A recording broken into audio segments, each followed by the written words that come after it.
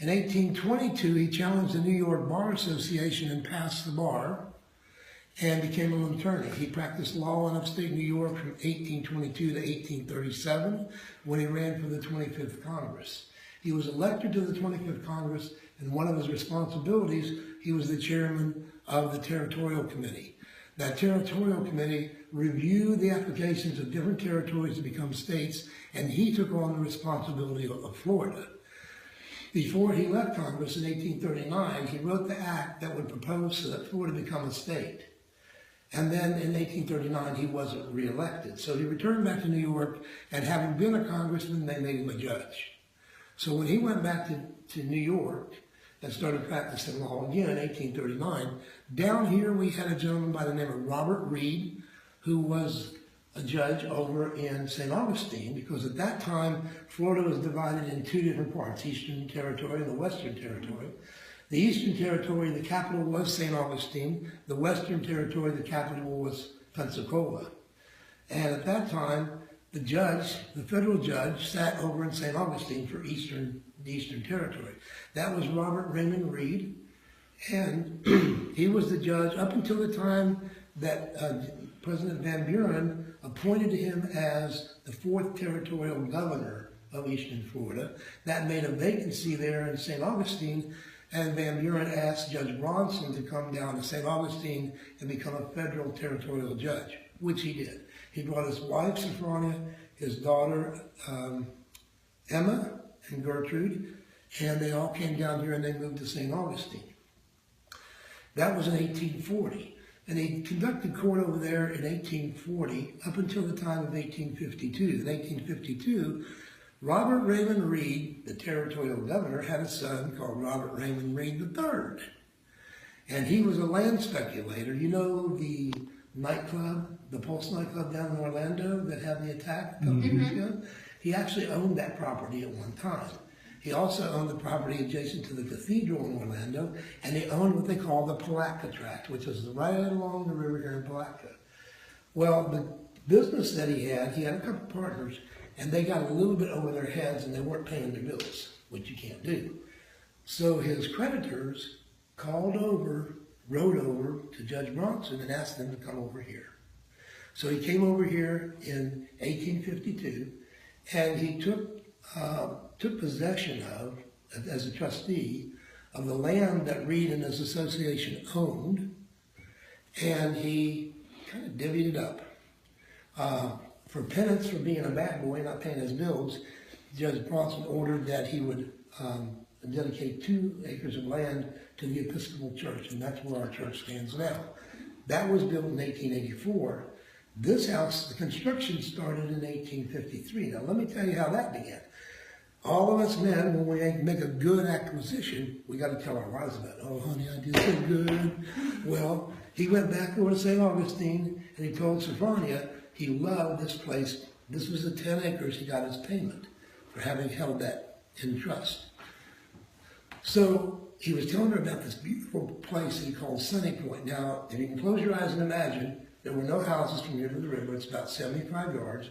And the French had introduced azaleas into the Florida landscape. And from here to the river was wild azaleas and a couple of willow trees. And that's all. And then there was groves of oranges this way. It had been a plantation, a grove. And so he took this 10 acres as his payment. Goes back, tells Sophronia. 1853, Sophronia says, the girls and I want to go see this Sunny Point. So we brought them over here. Well, Sophronia decided she'd rather live in Palatka than in St. Augustine. You're probably wondering why. Well, in 1853, this was the biggest city in the state of Florida. Why? Because we have a natural deepwater port. You're from the area. Do you know where Devil's Elbow is up the river? Well, that turn in the river, that bend, brings the current right up against the western bank of the St. John's and created a deepwater port. Now, when you bring ships up to St. Augustine or Jacksonville, there were no ports. You have to unload your freight or your people in the middle of the ocean to a smaller boat, then bring them through the waves and into the coastal waterway. So to get freight off without having to do all that, or people off, You brought him up to St. John's to Palatka. So this was the cultural, transportation, and economic hub of all of North Florida. Wow. So everything came here. So Miss Stefania was from a very prominent family in New York, as was Judge Bronson, and she wanted to be where society was. So she said this is where she wants her house. So in 1853 they started building it. 1854 it was done. 1855, early 1855, Gertrude got married here on the grounds by the Episcopal priest down at the church, and it's in the church records and it's in our records, the date and everything when she was married here. And then... and who was Gertrude? Gertrude was his daughter, Judge Bronson's daughter, his oldest daughter, and that left Emma here. But Judge Bronson passed away August 13th, 1855. So August 13th, last week, we just had a ceremony out there because the flag they were flying was a 50-star flag. That's not appropriate on a historical site. Right. So now we have a 31-star flag flying over the property, which was the flag that flew over the United States in 1853. Now in 1845, we became a state based on Judge Bronson's act. We became a state, and our first governor, William D. Moseley, was from Palatka. And that's why we had Moseley School and Moseley and all that stuff.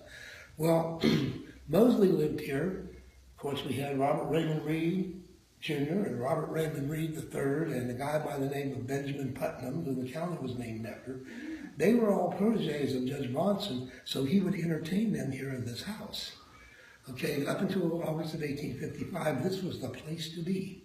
Now, when the house was built, Judge Bronson put fireplaces in on the first floor, second floor, and in the attic.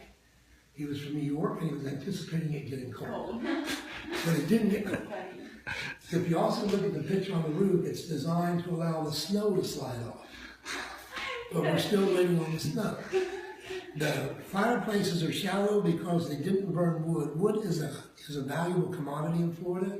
We don't burn it, we sell it. Cypress and hard pines, we sell them. So that was designed to burn coke and coal, which was we had readily available because of the steamships that came here. So he built a fireplace in each one. He also put these medallions in the ceiling so he could put his chandeliers in, but unfortunately he died before he was able to order them. So they were never installed. Another feature of the house is the jib doors. Now, if you've ever sailed, you know there's a jib sail. A jib sail has one that's vertical and one that's horizontal. And they work independently. Well, that's the way these doors work. You can raise the sash and open the doors, and then if you're entertaining some important people, you can move freely from the dining room to the porch or to the other porch. Wow, that was really cool. Another reason is when you open the doors and raise the sash and close the shutters block the sun, but the slats allow the wind to come in. So you have cooling effect. And with a 12-foot ceiling, and the doors open and the shutters closed, it was cool down here, it was warm up there, cool down here. So it was air conditioning. Another reason, in 1845, when we became a state, rich people could afford glass. Poor people couldn't afford glass. So you were taxed on the number of windows you had in your house. In this house that has basically 7 rooms, it only has 8 windows. Wow. Now, how can that be? Because that's not a window, that's a door. I was going to say, because there's already 4 right here. Nope, those are doors. And if you look in this house, there is 2 windows here, and there's 2 windows up. And if you count the attic, I guess there's 1, 2, 3, probably 4 more windows in the attic. But down here, each one that faces a porch or a balcony, and the second floor as well, those are doors, not windows, and they're not taxable. That's how smart he was. Wow, that is really cool. These floors came from the mill that he invested in down the Waha. These are Cypress. They are from 1863. Are they original? 1853, yeah. Wow. So he stepped on these. Yes, he stepped on these. Some of these boards were damaged. In the 1960s, you could walk in that corner and look straight up and you could see the sky. It deteriorated to the point where it was falling apart. So when we got the permission and the money to renovate it, 1960s, that was. Not, yeah, 1960. We renovated in 1976. But in the 1960s, you could look up there. So when they decided to renovate the place, they had to take the boards that were here up because the water had rained down through there, it pooled right there, and then it channeled its way right to that gym door. So it left a groove in the wood.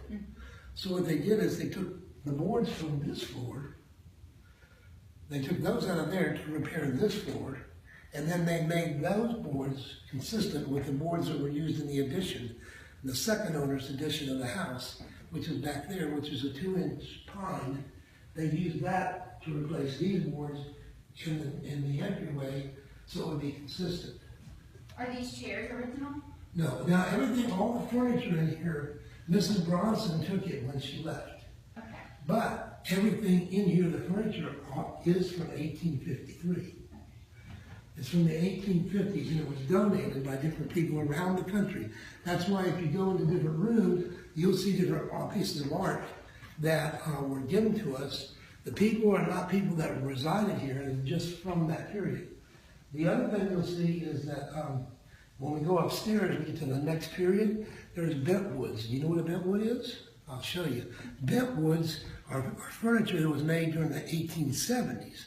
Those pieces of furniture were owned by the Whites, who were the second owner of the house, and they are original. They have been here since 1870. Wow. Actually, they were passed on from the Whites to the Miss Mulholland, from Miss Mulholland to Miss Rivero, and from Miss Rivero back to the Historical Society. Wow. Okay, we're Are going to these doors original? Yep. This was not an entranceway in 1853. This would have been the place of a jib door. I'll tell you why. When Judge Bronson built the house, this was a working plantation. Okay, you do not allow people to come into your home from your plantation, your field workers, to have access to a stairway. Because that's where you kept your riches. That's where you kept your valuables. The women in your life are valuable. They would be protected by being upstairs, okay? But never put a doorway in conjunction with a stairway. So that was a jib door. On the original renditions of this house, the door was over here facing the river. It was about where this jib door is now, and if you look out there, there's a remnants of a porch, of a stairwell. We replaced the wooden one with the concrete one. This would have been the entranceway to the house facing the river. This would have been Judge Bronson's office for the 10 months that he was residing in the home. This is where he would have held court. Now, the reason the floor is like this is because you want to protect the high traffic areas in your home from being damaged.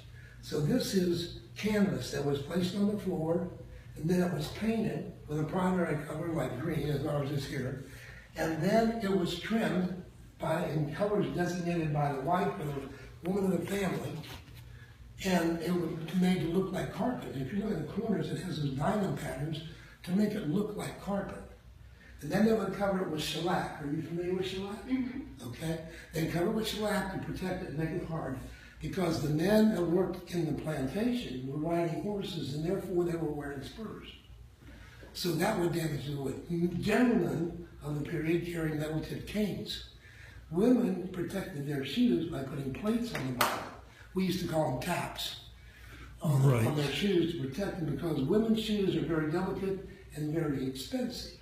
So you want them to last as long as you could. So you put metal plates on it, and that would damage the floor.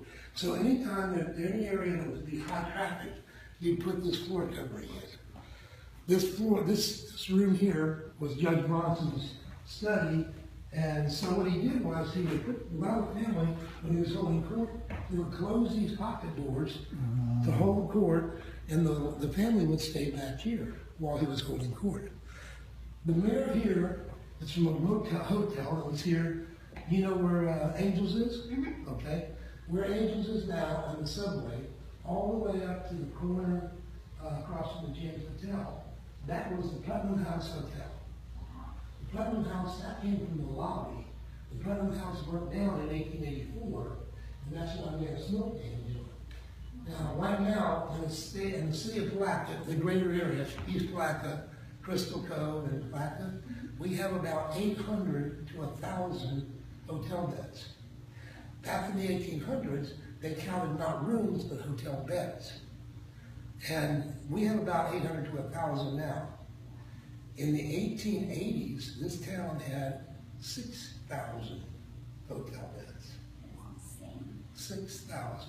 That hotel, where that mayor came from, had 600 Wow. beds. The Hampton Inn over there right now has about 160. So we were a big place. This piano came from St. Johns County. It was in the Alcazar Hotel, the second hotel that Flagler built. He built the Ponce de Leon, and it has the stained glass, and it has the Edison electrical generation plant, first hotel with electric lights in Florida. And then he built the Alcazar across the street. Well, when you're over, you got Tiffany Glass, and you got at the least they had a string quartet playing all the time over in the Ponce de Leon. But you want your guests that are not quite as wealthy to feel just as valued. So in the Alcazar, every landing had a piano on it, with a piano player serenading the occupants of the hotel from morning till night. This is from one of those floors, and it's been on loan since we've been a museum. Wow. It's That's incredible. yeah, it's an amazing piece of equipment. Mrs. Bronson left here in 1861 because we had a small difference with the North. And being a widow, being from New York, being a Yankee, she decided being in Palatka was not a good idea. So she took all her possessions, she put them on a ship that sailed from the Main Street dock in 1861. She shuttered the house, locked it up, and left. But she didn't get to New York until 1866. Now, everybody that's in the historical field, whether you're a professor or a volunteer, something will catch your attention, and that caught my attention. Where did she go? So right now I'm in the process of researching.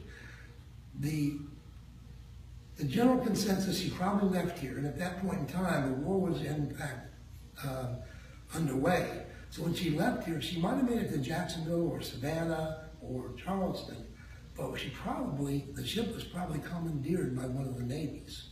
At that time, they would seize a ship. Everything on the ship would be confiscated for the war effort, all their money, all their possessions, and all the cargo, and then the passengers would be put off at the nearest port. So my task is to find out what ship she sailed on, and then go to their records and find out where that ship was confiscated, commandeered, and then where the passengers were put off. Now, in all likelihood, she probably went into a community where her name was recognized. Remember, her husband had been a congressman and a federal judge. So I'm sure that his name was prominent around the country. So she probably was taken in by a wealthy family wherever she landed, and probably stayed there throughout the duration of the war, because it had been either a choice of going through the battle lines or back out in the ocean again and risk the same thing happening. So she probably stayed there. But in 1866, she got back to New York because Judge Bronson and Sophronia were both abolitionists. This was a working plantation, but that never had one slave. No slaves on this plantation. Wow. Because they were all employees, because Judge Bronson and his wife were abolitionists. So when she got back up there, she went to an abolitionist meeting, the one she was originally a part of, and that person that she had known down here in St. Augustine, her name was Charlotte Henry. And Charlotte Henry was a teacher from up in New York who'd come down here to teach. When the war broke out, she made it back to New York before 1866. And she was there when Sophronia got back up there, and they ran into each other in a meeting.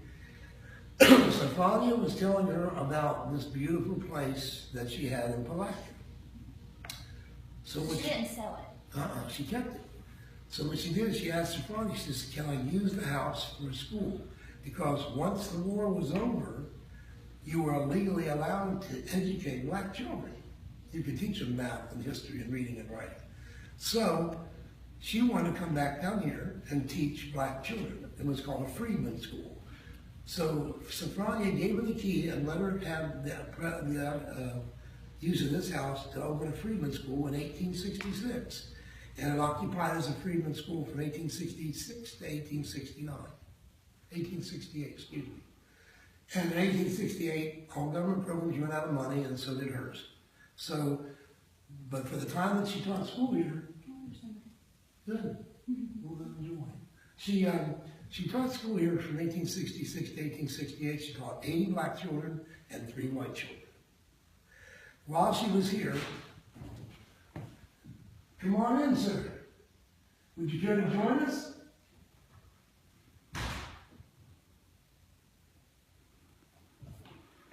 We're on our way through the tour. Would you like to join in? I'm sorry? We're on our way through the tour. Would you like to join in? I love you, sir. Thank you, sir. Well, I don't know what's happening here. Well, what I'm doing is I'm giving a tour of the house. Okay. We've done 2 rooms, and we're going to do the rest of the house, and then I'll tell you about the first 2 rooms. I'm ready. You ready? Yes, My sir. name is Michael. Good to see you. I'm Jack. Jack, John. This is Pleasure. Nancy. Pleasant good morning. Nice to meet you. So anyway, Sophronia let her have the house to teach school, and she did so. But Charlotte was a very special person. Her family was well known up in New York. In fact, she was so well connected. She was a regular correspondent with a man by the name of Abraham Lincoln throughout his presidency. She was regularly corresponding with him. Her family was quite well established in New York. So when she came down here while the school was operating, she still invested in some property around here. At the same time, up in New York, there was a gentleman by the name of Nathaniel White. He was kind of like a black sheep in his family. He wanted to be a sailor, so he went to sea. But he couldn't hear, so that didn't work out because he couldn't hear them yelling duck. So he came back home. His daddy sent him to dental school. That didn't work out, and I think it was probably because he couldn't hear his patients screaming. So then he decided to follow his brothers to a territory called Michigan, and his brothers were doing land investment over there, land speculation in an area that we know is Detroit now, so they were doing real good for themselves. But being the black sheep, they didn't want him cutting in on their territory, so they sent him to Florida, and he landed down at the Main Street dock. And he was looking around for land, and he found Charlotte, 7 acres, just outside of town. So in the process of signing the paperwork and selling the property to Nathaniel, I imagine they were making eyes at each other, but I think he was probably saying, this lady lives in the biggest house in the county. And by the way, I forgot to tell you, she bought it from Sophronia. Would you care, Grace, how much do you think this house sold for in 1869? $500. Huh? 500. 600. Okay. Yeah, but it's about the equivalent of 50,000. Oh, I said So 50,000. 600. So he's thinking to himself as they're signing the paper on that 7 acres, she's good looking, she's got money, her family knew Abraham Lincoln, she got a lot of connections. So I think that was the motivation for him to ask her to marry him, and they did. Now he thought he got a great deal, but now remember, this is the original house. This room, that room, and the dining room, that's all there was. And the bedrooms coordinating upstairs. This door here, that was an exterior wall. This door here was the back door. So when he got married to Charlotte, he thought, damn, I got it made. Until Charlotte said, and you'll hear this, people have heard this before, and goes, honey, I don't like that door there. I want the door over there. And he went, huh? And then he said, yes, dear. So the door went from over there to over here. And then she said, honey, and this house didn't look like this back then. You know the spindles on the house, like over on Laurel? They're very narrow, very small, and they have a spindle railing around them, and a spindle railing around the balcony. Well, that was what this house looked like originally. And she said, this house is not grand enough for me. So poof, it became antebellum look, the Greek revival look. And then she said, it's not big enough. So poof, we got an add-on. Now, the problem is, remember I told you about stairwells? You don't put them in conjunction with an entryway on a working plantation. So Nathaniel took out the stairwell. He tore this stairwell out.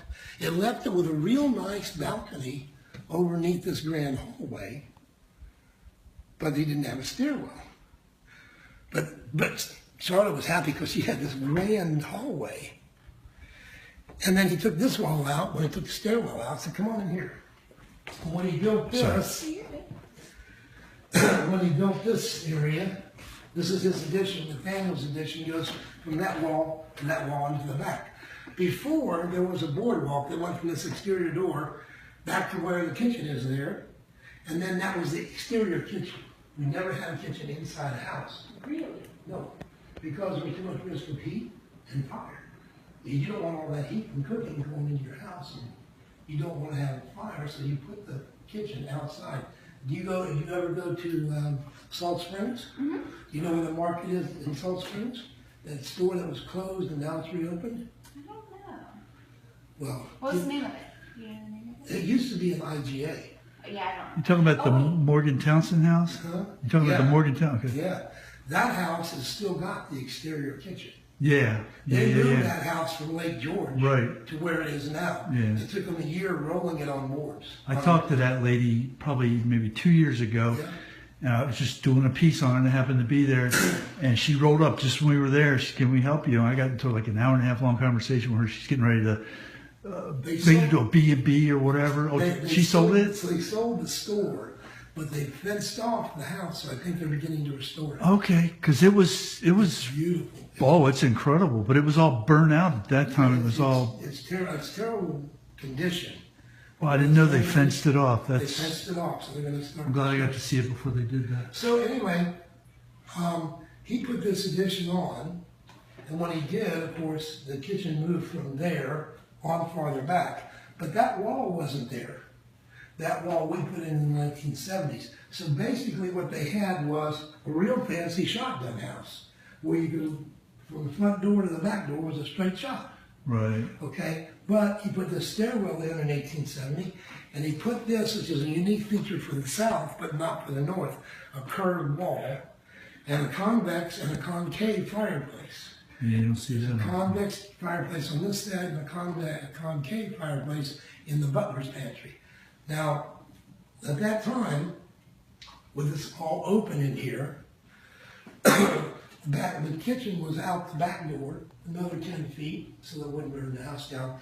And what they would do, the servants who were upstairs on the third floor, there were 3 of them, a butler, a maid, and a cook. And they would rise in the morning and they would come down here and they would start a fire in the fireplaces here and out in the cookhouse, okay? Then they would wake up, the owner of the house and let them know that the breakfast was being prepared.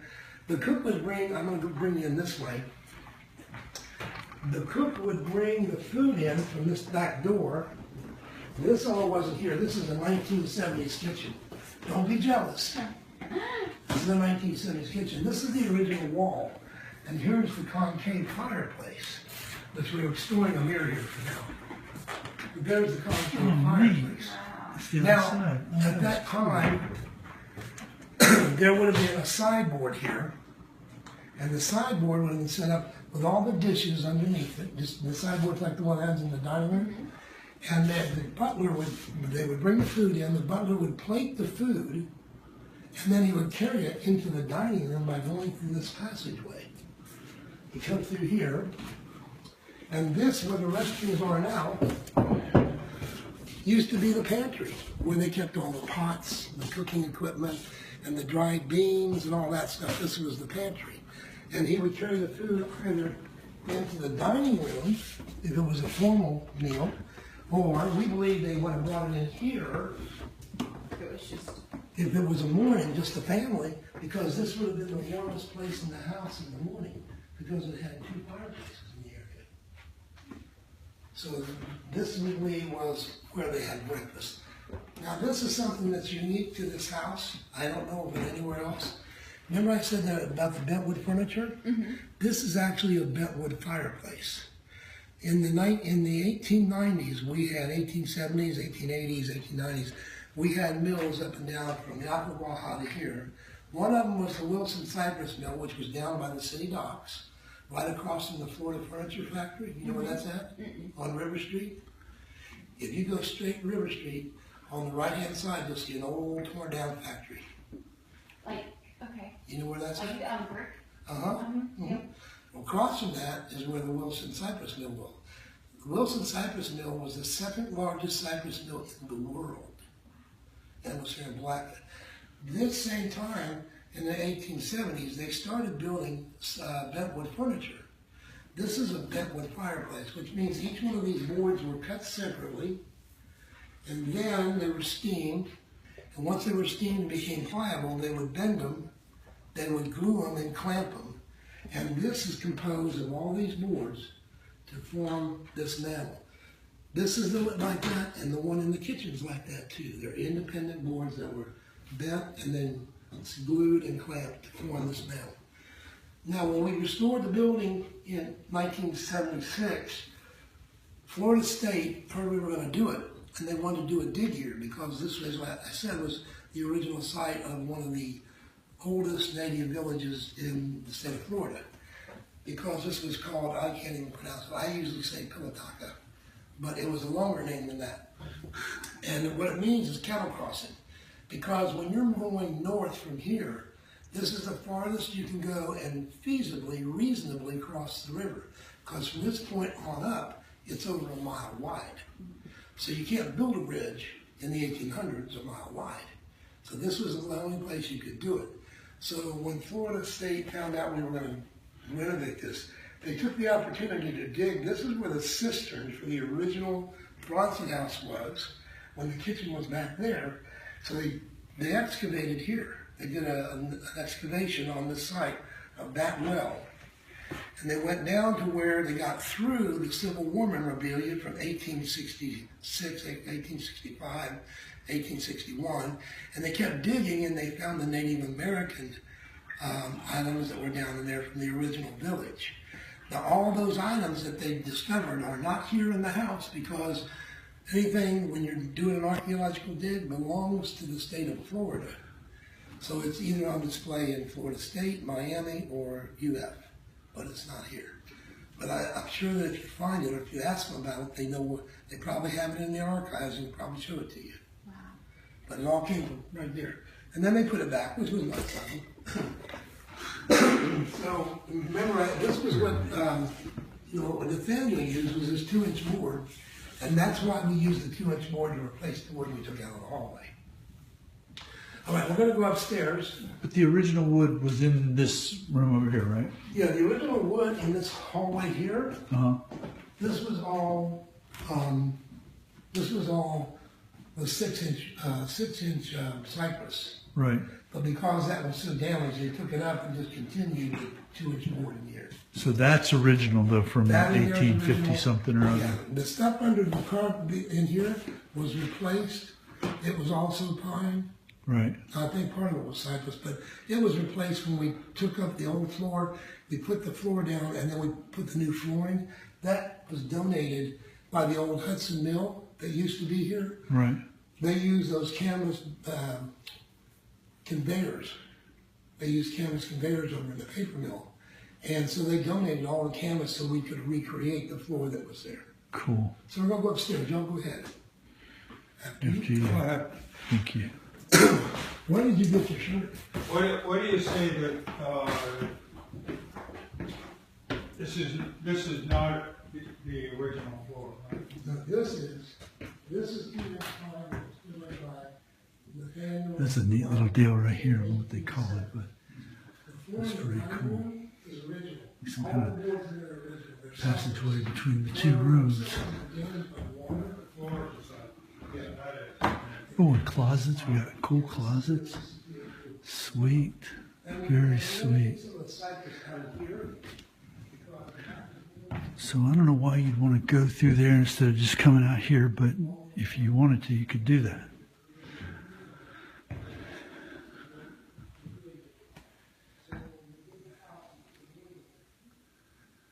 Very neat.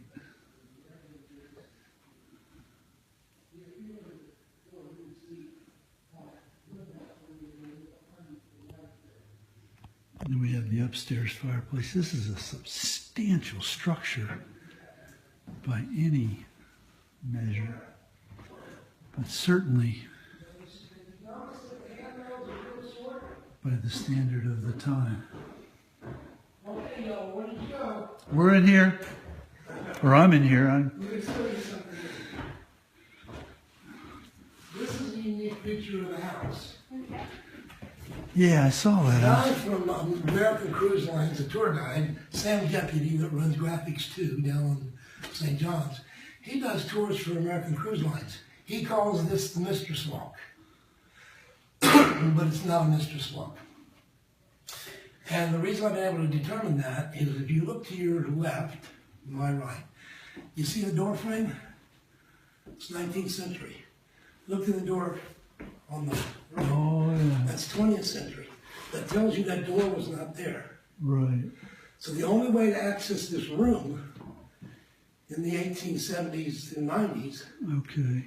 was through that door on this walkway. So how did you get up there? So that must be where they kept the kids. Nope, they didn't have any children. It was just Nathaniel and Charlotte. No children.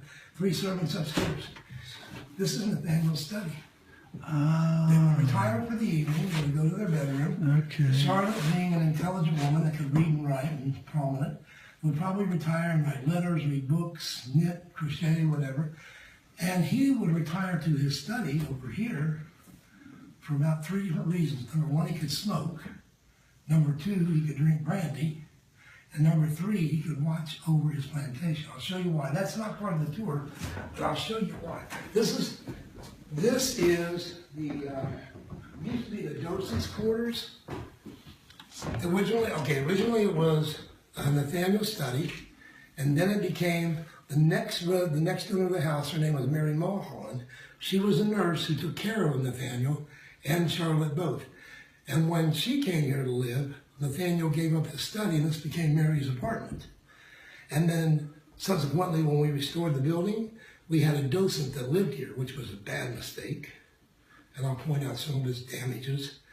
But they put a kitchen in for him. And now, since we got rid of him, and I've got a full-time job, the building over there, the officers' quarters, it's a museum, used to have a room for keeping archival items in it. Well, now they're going to use that room, so they're coming over here. So right now what you're about to see is turmoil. Come on into my turmoil. So this was who owned it how long ago? Nathaniel had married Charlotte in 1869. And from 1869 until he died in 1895, and she died in 1904. This was his study. Now, there wasn't a kitchen here. This kitchen was put in for that docent, and a bathroom was added to that room. So you were saying a person who owned it before, like he was bad here, like he did some damages. Yeah, no, he didn't own it. He worked for the Historical So Society. just like you do. Yeah, but he And was how a long was resident. that? That was in the early 2000s. Okay, so he lived here. Recently, he lived here. Why did he live? Why did everyone live here? Well, he was a single man, and they wanted somebody to take care of the house and do tours. He'd be readily available and could watch the property. But he did a lot of damage. Now, when they put a kitchen in for him, they put a bathroom and a shower and everything in for him. However, it didn't work out. So he was thrown out. And now you'll see all the files over here, and the file cabinets over there are empty. And everything that you see sitting around came from that building over to here. And I get the pleasure of going through all of this and try and store it, salvage it. Like, these are boxes of newspaper that were not preserved properly. There's a bottle of water sitting there. They were not preserved properly. So I have to determine how much is salvageable, and then I have to try and protect it with some acid-free plastic coating, or put them in pockets. But there's just boxes and boxes of stuff. This map right here, this is a printing of a map that was done in 1884. It's called the Bird's Eye View of Palatka. This is how it looked in 1884, and right here is where we are. That's the Bronson House, and here are the groves. This is the Bronson House, right here, and here are the groves and everything. Now, this was his study, because if he looked that way, he could see the better part of his groves. And if he looked that way, that's where the shanty town was, where all his employees lived. So he could sit in here in the evening and keep an eye on everything. Hello? Hello? Come on in. That was a ghost. Oh, this is Father Bob from the Episcopal Church. Oh, Hey, how are you? very well, Gracie. He inherited the Episcopal Church, just like I inherited the Bronson House. So anyway, this is where the docent lived, and now it's where we're going to have our archives. In my spare time, I'm supposed to salvage this, file it, and store it. Sometime in the future, you'll be able to come in here and go through the archives and sit down and do any kind of studying you want to do in regards to the Palatka's history. Very. Nice, So nice. give me some time. We're working on it. I don't think I've ever seen Father Bob in normal clothes. Well, that's okay. Come on, gentlemen, we'll go over to the master bedroom. Pardon me. And again, this is all. These are new windows. No, the glass is not. It's a big bedroom for the time. That's huge. Yeah, you usually don't see them this big for that time period. So do you live in Palatka or No, I live in Newport Richie. I'm where's that? Tampa Bay area, Tarpon Springs, maybe north of that. No, I'm just kind of a wandering historical person, traveler, explorer.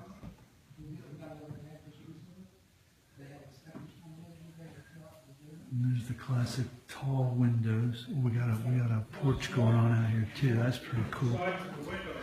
Very neat. Very, very cool. Okay. So this bedroom was occupied at one time or another. Again, we're back in Judge Bronson's time, and you can see the floors with a 6-inch Cypress. Now, this was the master bedroom for Judge Bronson and Sophronia, and for Nathaniel and Charlie. Now, Nathaniel lived and they were snowbirds, so they would go up north, probably in the summertime, and they would go visit his brothers up in Detroit, and they'd go visit both their parents up in New York. And she went to school in Boston. So they would go to New England, and when they were doing so one time, Nathaniel was sick. We believe he had tuberculosis. So one time when they were up there, they met a young lady. Her name was Mulholland. She wasn't young, she was in her 40s. But she was studying to be a doctor. And they asked her if she'd be interested in coming to Florida on vacation. They had an ulterior motive. So she came down here on vacation one year and then went back to Boston to go back to school. And the next time they went up there in 1887, they asked her if she would come down here and work for Nathaniel as a nurse. She had one more year to go to get her doctor's degree, but she agreed to go, so they gave her a nursing degree. And she joined Nathaniel and Charlotte and came down here, and that's when Nathaniel gave up his study to be Mary's apartment. So she stayed with them and traveled with them until 1895. In 1895, they were on a trip up to Michigan, and Nathaniel passed away. So Charlotte was faced with a decision to make. Would she stay in Michigan with his brothers? Would she go back to New York with their families? Of course, their families are getting old, you know. Their extended family, cousins and so forth were there, but their parents were probably already gone. So in 1895, she asked Mary if she would stay with her as a companion, and Mary agreed. So the two women came back to Sunny Point, and they lived here. Mary took care of Charlotte from 1895 to 1904 when she passed away. Now, Charlotte passed away here in the house, and when she did so, about a week before she did so, she had her lawyers come in and they transferred the property. She gave it to Mary. She inherited it from Charlotte. Now, Mary had been in school at the age of 40 until she got her first job here. So when Charlotte died, which was in 1904, we're talking about 87 to 1904, that's 17 more years. She's almost 60 years old when she inherits the house. Another thing, the Bronsons and the Whites were both wealthy, educated and wealthy. Mary was educated, but she wasn't wealthy. So when she inherited, she had two things working against her. In 1893 and 1894, we had a freeze here. The citrus plantation was gone because it killed most of the citrus in this area. So the growers down south started benefiting because now the trains would go past us and down into central Florida, a place called probably Frostproof, and they shipped the citrus from down there. So this plantation was not making any money.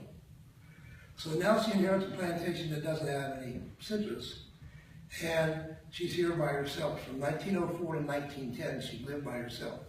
We believe that when Nathaniel passed away, that she moved from the apartment into the bedroom over here. But I want to point out something in here before we go any farther. Excuse my Christmas decorations.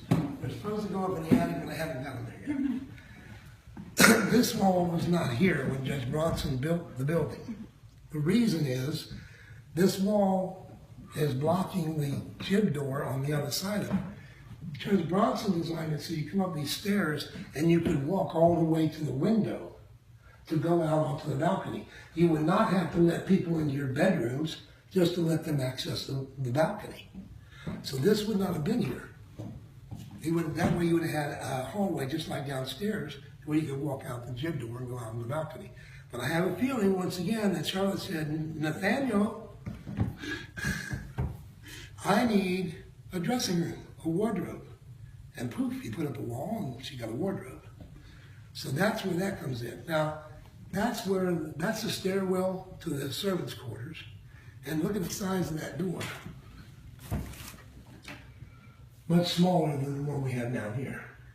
Must be my bedroom when I was a kid. Up in the attic? Yeah. Me too. Get out of here. Okay, let's go in here and we'll go into this area that's now a bathroom. Remember when I told you about Benwood furniture? That's Benwood furniture. Wow. And that started in the 1870s. Now, believe it or not, that's balcony and porch furniture. That's not meant for in the house. That's what you sit out on the porch in. Now it's very valuable. You wouldn't put it in the weather for nothing in the world. Right. But all these Bentwoods came from Nathaniel and Charlotte White in 1870. So they've been here for a while. So nobody's safe here, right? Nope. We have a very good alarm system. Okay, this room was originally a hallway, and then it became, we believe, Charlotte's wardrobe. And then we used to have a city hall that is located right where the school building is, the County Board of Education. That is where our city hall used to sit. It was designed by a man by the name Clouthier from Jacksonville. That gentleman, architect, designed the James Hotel, the Larimer Museum, and also the first city hall, which was right up there. And it was beautiful. It had a big circular driveway that you could ride up in. And on the west end, it had a fire station. And all these appliances came out of that city hall. But, and you're not going to ask me, Grace, you want to ask me. All the students want to know why they had a bathtub in the city hall.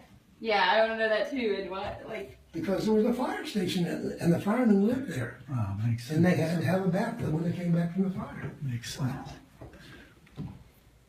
That's a gravity feed toilet. Did any of Gravity feed. The tank's up high, you pull the handle, the water comes down. There's that jib door again. It's pretty freaking cool. So when did like the sea, like does the water still work? Yeah. We use the water in the bathtub because we use buckets to mop the floors and stuff. Oh. But that we would put that in there. This is my transition point because I'm transitioning from the 19th century into the 20th century. Now, this would have been Gertrude's bedroom when the building was originally designed and built. Is that her? I'll tell you about her in a minute.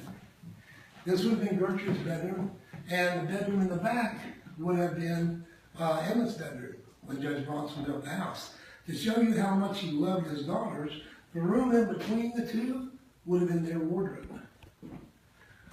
Because there would have been a doorway here and a doorway there, no doorway into the hallway, and the two girls would have been able to access it.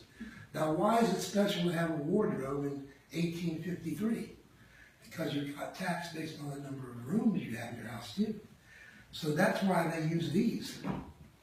Instead of building a room to put your clothes in, you had a cabinet to put your clothes in. But he built a room for his daughters so they could have a wardrobe. That's how much he valued them.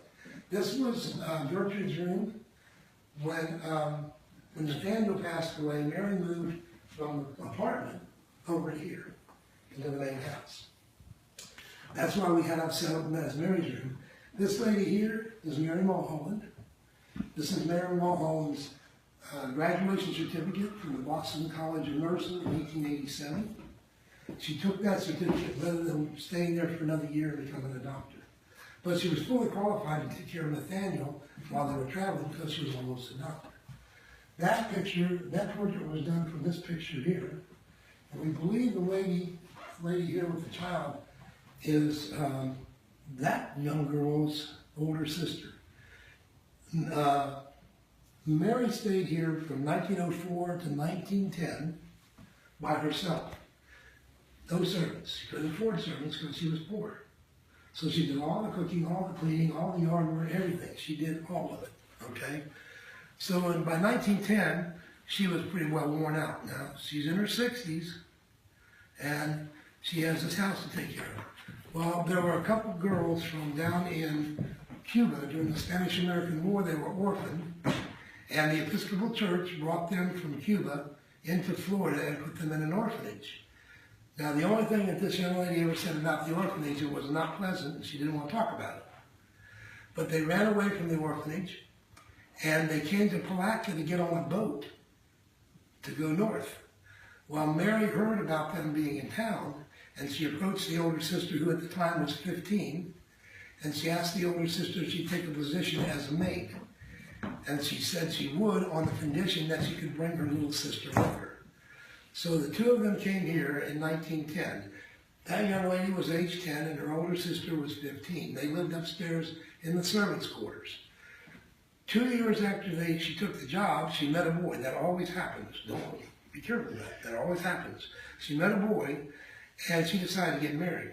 How old was she? She was 17 at the time. So she decided to get married and she asked her little sister, would you like to go with me?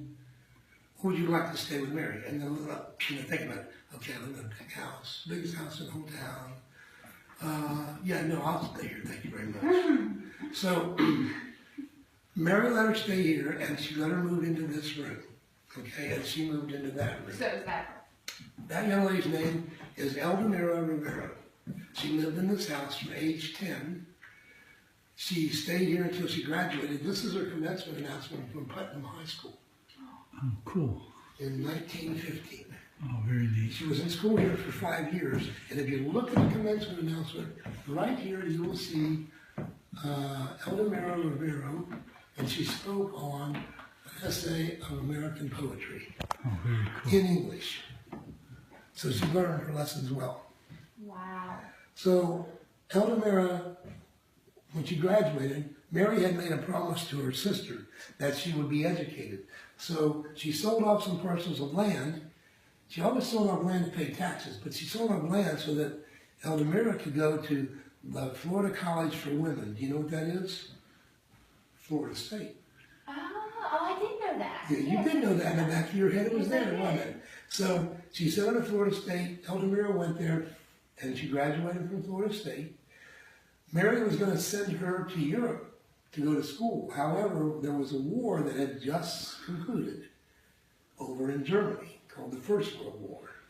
So she didn't want to send her then. So she sent her to Colorado for about a year or two. I think that she wanted her to be a doctor or a nurse, and that was a good medical school out there at that time.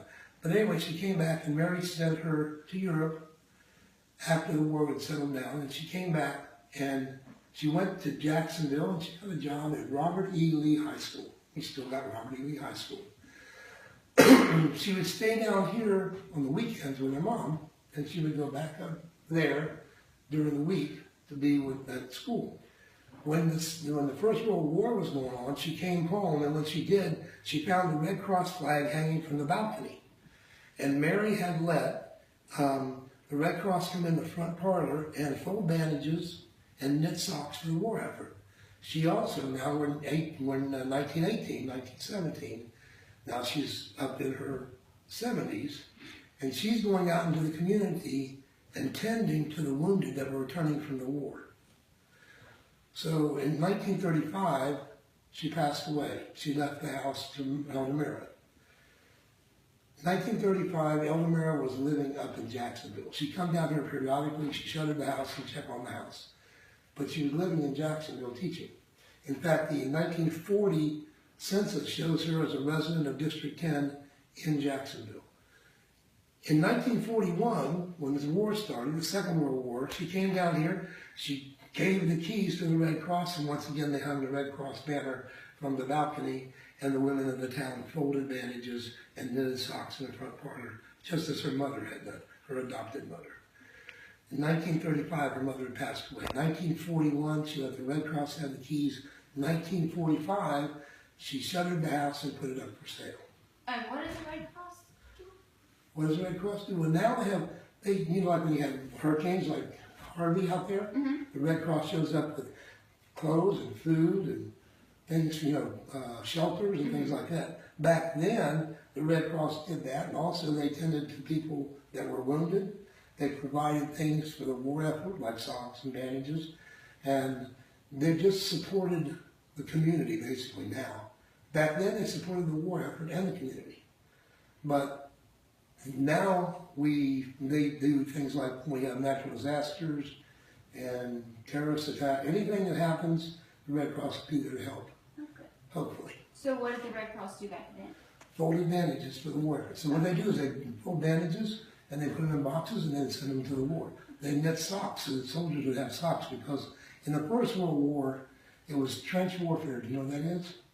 Well, I know like the trenches are. Yeah, and they would stand in the trenches, and the trenches normally were filled with water. So their feet would get waterlogged, and they would get trench foot. That's where that wet term comes from.